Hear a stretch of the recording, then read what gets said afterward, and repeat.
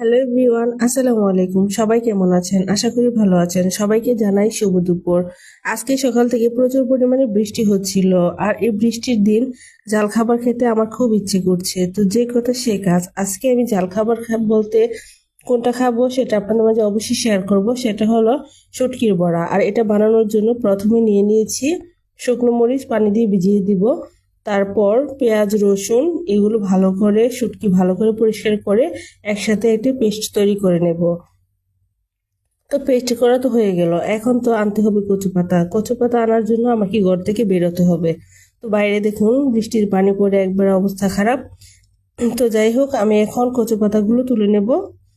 আর কচু পাতাগুলো দেখতে কিন্তু মাশাআল্লাহ অনেক সুন্দর লাগছিল, বৃষ্টির পানিতে অনেক সতেজ হয়েছিল। তো কচু পাতাগুলো বাসায় এনে পরিষ্কার করে এর মধ্যে পেস্টটা দিয়ে সুন্দর করে নিয়েছি। এখন এগুলোকে কড়াইয়ের মধ্যে দিয়ে দিব, একের পর এক দিয়ে। তারপর এর মধ্যে তেল দিয়ে দিচ্ছি। দেখুন তৈরি হয়ে যাচ্ছে আমার কচু পাতা দিয়ে শুটকির বড়া। মাশাল্লাহ, ফাইনাল লুকটা অনেক সুন্দর ছিল, তাই না? এরকম একটি খাবার যদি গরম ভাতের সাথে হয়, তা আর কিছু লাগে? বন্ধুরা, আপনার যদি ভালো লাগে অবশ্যই কমেন্ট করে জানাবেন। আজকে এই পর্যন্তই।